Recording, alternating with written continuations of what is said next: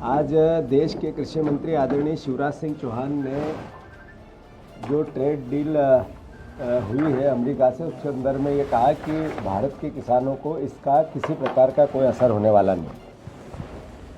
आप सबको सर्वविदित है, देश को सर्वविदित है कि भारत के प्रधानमंत्री पिछले कई 4-5 महीने से ये टैरिफ को लेकर बातें चल रही थी।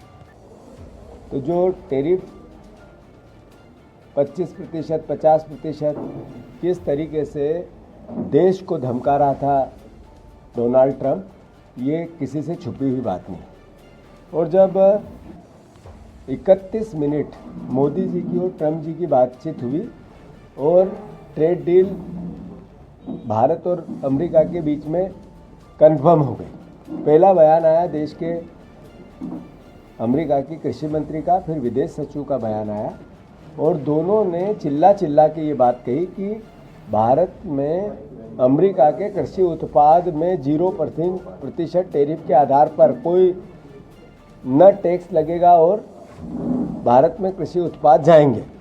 मैं आग्रह करना चाहता हूँ, शिवराज सिंह चौहान ने ज़रूर, मैंने 2-3 दिन पहले भी बात करी थी, उनका आग्रह किया था कि आप आदरणीय शिवराज जी इस पर स्पष्टीकरण आपको देना चाहिए। देश जानता है कि ये कॉम्प्रोमाइज्ड प्रधानमंत्री है नरेंद्र मोदी और पूरी डील उन्होंने 3 मुद्दों पर भारत के किसानों के भविष्य पर तलवार रख के की है। एक, उन्होंने जो सब्सिडी देश और दुनिया में हलचल मचाए हुई है, बवाल मचाए हुए हैं, उसमें भी हमारे प्रधानमंत्री जी के संदर्भ में बातें आई हैं। दूसरा, जो अडानी हैं उनके संदर्भ में अमेरिका ने केस लगा रखा है और गिरफ्तारी की जो तलवार लटक रही है उसको भी कॉम्प्रोमाइज़ करने के लिए ये डील को इतनी जल्दी किसानों के गले पर एक तरह से तलवार रख के की गई है। और तीसरी, रशिया से जो फ्यूल खरीदना है उस फ्यूल को न खरीद के